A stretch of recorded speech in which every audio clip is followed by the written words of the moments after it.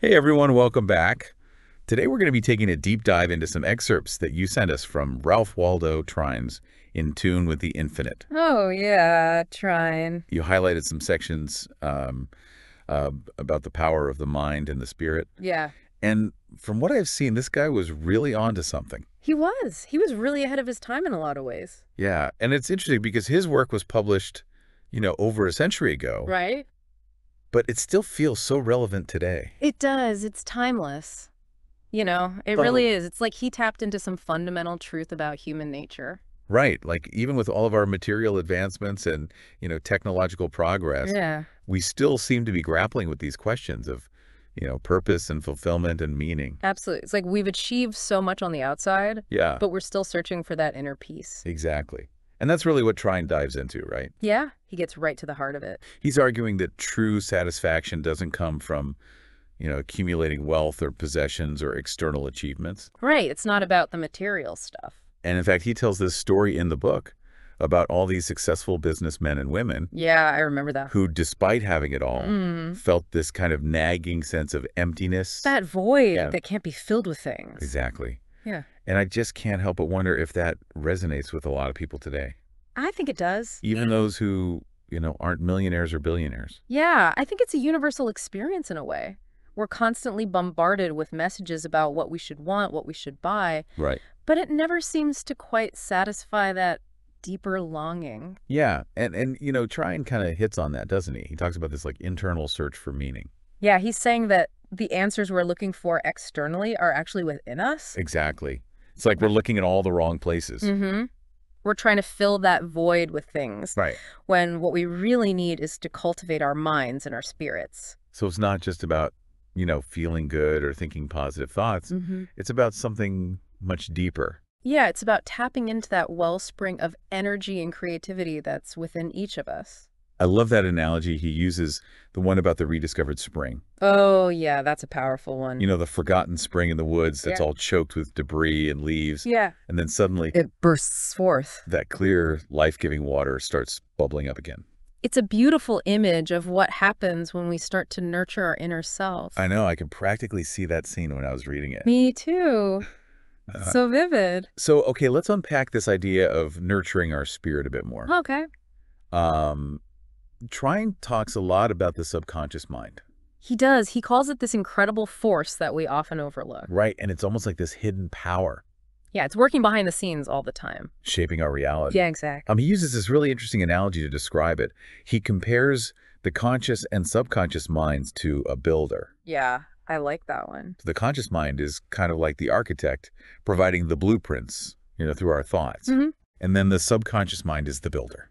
The one who actually constructs our reality based on those plans. Right. So it's almost like he's saying that our thoughts have this tangible power to shape our lives. They do. Our thoughts create our reality. It's a pretty radical idea when you sit It is. But when you really start to pay attention to your thoughts, Yeah. you see how much they influence your experiences. So how does that work? Like, how do we actually tap into this power of the subconscious? Well, Trine believed that we can influence our subconscious through conscious effort. So we're not just, passive recipients of whatever life throws at us. No, we have agency. We have a choice We can choose to focus on thoughts that empower us, thoughts that build us up. rather than the ones that, tear us down. Exactly. It's like we have this team of subconscious builders working for us 24/7, I love that. and we can give them positive, constructive projects to work on. Okay, but I'd have to push back a little here. Sure. Doesn't this idea that the subconscious is shaping our reality feel a bit deterministic? I see what you mean. It can sound that way. Like, where does free will fit into all of this?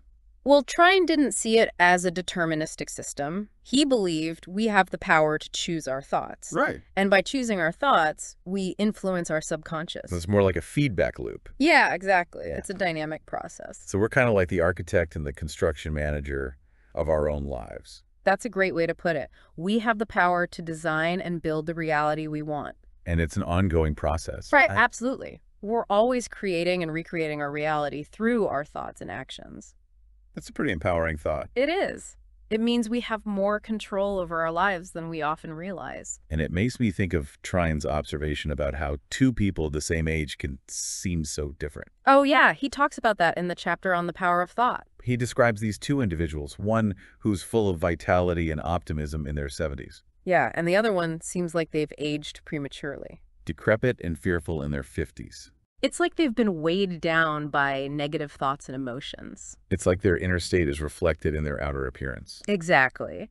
And what's fascinating is that modern science is actually backing up Trine's insights. Oh, really? Yeah, we know now that chronic stress and negativity can accelerate cellular aging. Wow. So cultivating a positive mental outlook isn't just about feeling good. Right. It can actually impact our health and longevity. So it's almost like our thoughts are these tiny little architects constantly shaping and reshaping our bodies. From the inside out. That's incredible. It is. It's like the mind-body connection is much deeper than we ever imagined. But Trine takes this idea even further, doesn't he? He argues that our thoughts don't just affect us. Right. He says that they also influence the people around us. Yeah, he calls this personal magnetism. It's like we're radiating energy all the time. And those who radiate positive energy, they attract success and they build meaningful connections. It's true.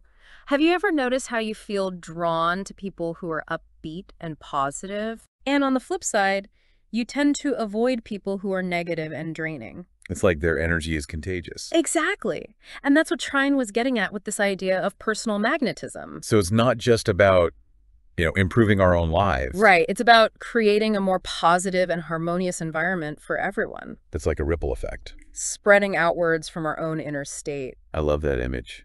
It's fascinating how Trine connects these ideas about personal growth to a broader social vision. Yeah, he doesn't just stop at the individual level, does he? Yeah. He really tackles some pretty big social issues. Oh, absolutely. Like his critique of materialism. Right.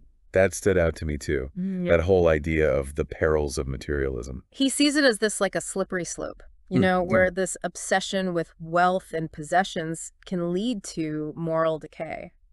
Yeah, and not just for individuals, but for society as a whole. Exactly. He's worried about the impact on the collective. And he even goes further, right? Talking about this danger of bigness. Yeah, that's a really interesting concept. Like when a country becomes so focused on efficiency and organization that it almost turns into a machine. Like a well-oiled machine. But at what cost? Yeah.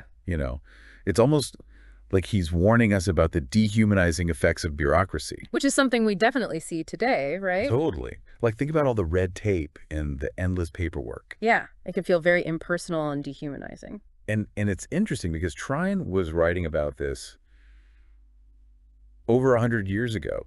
It's almost prophetic when you think about it. Like he was kind of predicting the potential pitfalls of progress without a corresponding emphasis on, ethical and spiritual development. Yeah, it's like he's saying, sure, advancements are great, but not if they come at the cost of our humanity. Exactly. Yeah. So what does he propose we do about it? Does he offer any solutions? He does. He talks a lot about the importance of the church. But not in the traditional sense. No, not at all. He's calling for a more inclusive and adaptable approach to spirituality. Like something that can speak to the needs of a changing society. Exactly. He specifically addresses the younger generation. I remember that. Urging the church to, make space for those who might be drawn to the essence of Jesus's teachings, but feel turned off by like rigid dogma or outdated rituals. Right. It's like he's saying, hey, you got to meet people where they are. Exactly. And he even suggests that a lot of young people are already doing God's work out in the world.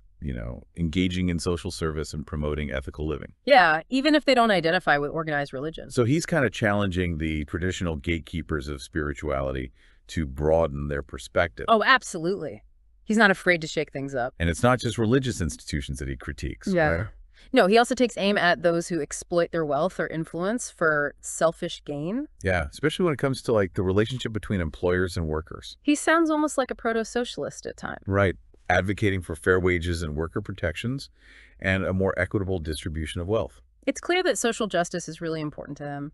And it's interesting how he frames these arguments, not just in terms of economic fairness, Right. but also in terms of spiritual integrity. Yeah, he sees greed and exploitation as spiritual failings. Like deviations from that path of love and brotherhood that he believes should guide human interactions. So for Trine, it's not just about redistributing wealth. Right. It's about transforming hearts and minds. It's about a deeper shift in values. Exactly. And education seems to be a big part of that for him, too. Oh, definitely. He sees it as a key to fostering a sense of shared national identity. And promoting civic engagement. And he's adamant that education should be free from sectarian influence. So no religious indoctrination in schools. Right. He believes that the government has a responsibility to ensure that all children have access to quality education. Regardless of their background. Exactly. So we're starting to see this holistic vision emerge, right?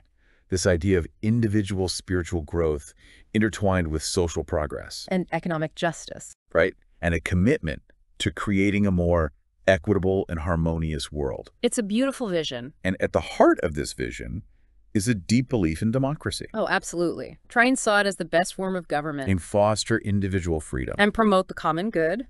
But he's also realistic about the challenges of democracy, right? Oh, yeah. He acknowledges that it's not a perfect system. And that it requires an informed and engaged citizenry. To safeguard against corruption and abuse of power.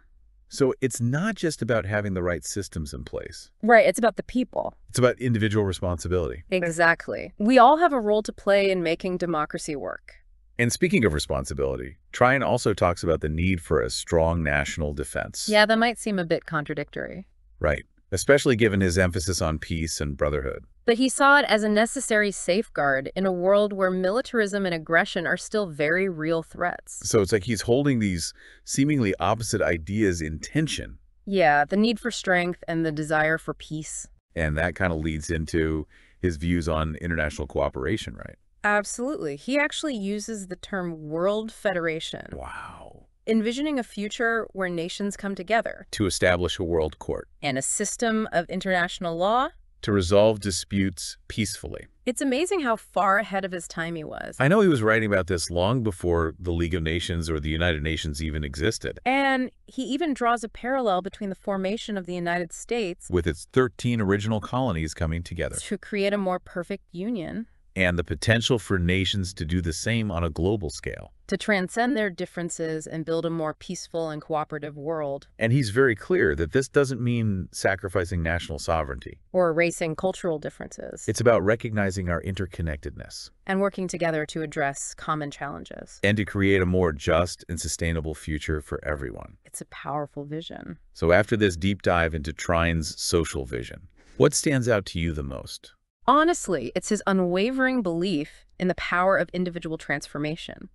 To create a better world. Exactly. He sees it as the foundation for any meaningful social progress. Like, we can't just change systems. Right. We have to change ourselves first. It starts from within. And he doesn't just leave it at that. No, he offers concrete actions. Like cultivating positive thinking. Yeah, engaging in self-reflection. Practicing love and compassion. Yeah, in our daily lives. So he's not just a philosopher. Right. He's a pragmatist. He gives us tools and strategies to actually implement these principles. And to contribute to a larger collective transformation. It's inspiring, but it also feels daunting at times, doesn't it? Yeah, like where do we even begin with all of this? I think the key is to start small. Focus on cultivating those inner qualities within ourselves. And then letting them ripple outwards. So before we wrap up this part of our deep dive, I want to touch upon something that really resonated with me. Okay. Trine's admiration for Abraham Lincoln. Oh, yes. Wow. Lincoln was a huge inspiration for him. He saw Lincoln as this model of spiritual leadership. Someone who embodied those principles of integrity and compassion. And service to something greater than himself. Yeah, Lincoln really walked the walk. And what's so interesting is that Lincoln wasn't conventionally religious. No, he didn't belong to a specific church. Or subscribe to a rigid doctrine. But he lived by a deep moral code. And he drew strength from his inner convictions. It's a reminder that true spirituality isn't confined to institutions or dogmas. It's about aligning our actions with our deepest values. And striving to live a life of purpose and meaning. And that brings us back to Trine's warning about the dangers of prioritizing material wealth. Over spiritual growth. Right. He sees it as this trap that can lead to emptiness and dissatisfaction. And even social decay. And we see this playing out all the time in our modern world, don't we? Oh, absolutely. The unbridled consumerism. The environmental degradation. The widening social inequalities. It's like we've lost our moral compass. And placed material gain above spiritual values. Yeah, we've gotten our priorities mixed up. So how do we avoid falling into that trap? I think it starts with awareness. Becoming more mindful of our thoughts and our motivations. And the impact our choices have on ourselves and the world around us. And maybe it also involves creating space in our lives for reflection, for connecting with something bigger than ourselves. Whether that's through nature or art or meditation or spiritual practice. It's about making those inner qualities of love and compassion and integrity the guiding principles of our lives. Not just lofty ideals. But active forces that shape our decisions. And our interactions with others. It's amazing to think, right? Like, after spending all this time with Trine's ideas, I can't help but wonder what it would be like to actually have a conversation with the guy. Oh, man. Yeah. What would we even ask him? Like, could you imagine trying to explain Twitter to someone from the late 19th century? I don't even know if I understand Twitter. You do that. But I think he'd probably catch on pretty quickly. You think so? Yeah, he was a sharp guy. That's true. I bet he'd be more interested in just the state of the world today. Yeah, the big picture. Like, you know, the social and political landscape, all the stuff we've been talking about. He's so engaged with the issues of his time. That's true. Yeah. So do you think he'd be encouraged by what he saw or kind of disheartened? That's a tough one. I think it would be a mix of both, right? Yeah. Like, on the one hand, we've made some incredible progress in areas like civil rights and women's equality. Right. But on the other hand, we're still grappling with war and inequality and climate change. Yeah, he'd probably remind us that we still have a long way to go. In terms of actually living up to those ideals of love and brotherhood that he championed. Right, and maybe he'd challenge us to apply those principles on a global scale. Yeah, not just within our own little bubbles. So if you could ask Trine one question about navigating today's world, just one question, what would it be? Oh, man, that's a good one. I think I'd ask him how to find that inner peace and purpose he talks about so eloquently amidst all the noise and distraction of modern life. Right. It's like we're constantly bombarded with information and stimulation. It's hard to even hear yourself think sometimes. Exactly. So how do we cultivate that stillness and connect with that inner voice when there's always something vying for our attention? Yeah, it's a real challenge. I think he'd probably emphasize the importance of, you know, creating space for silence and reflection. Yeah, like turning off the devices, stepping away from the screens. Just being present with ourselves. Exactly. It's so easy to get caught up in the whirlwind of everything. And lose touch with what really matters. And, you know, it's funny because Trine was writing in a time before smartphones and social media and all that. Right. But his message feels even more relevant today. Yeah, it's like he was anticipating the challenges we'd be facing. Well, this whole deep dive has been a real eye-opener, I gotta say. Me too. You know, I came into this thinking Trine's ideas might feel a bit dated or idealistic. Yeah, I could see that. But I've been surprised by how relevant and practical they actually are. Yeah, there's a timeless wisdom in his work. Like, he's speaking directly to those fundamental human needs and aspirations. That transcend any particular era or cultural context. And it's not just about, you know, lofty ideals. No, he gives us concrete tools and strategies. For cultivating those inner qualities of love and wisdom and service. Yeah, he's like a guide pointing us towards a path of greater meaning and fulfillment.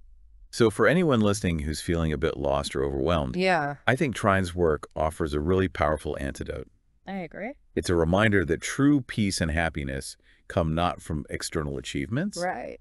but from cultivating our inner lives I know. and aligning our actions with our values. It's about tapping into that wellspring of potential within each of us. And letting it flow outward. Impacting our relationships, our communities, and the world at large. Well, this has been an incredible journey exploring the world of Ralph Waldo Trine. It really has. And on that note, we'll wrap up this episode of The Deep Dive. We hope you enjoyed this exploration of Trine's ideas and that you'll join us again for our next dive into the world of knowledge and insight. See you next time.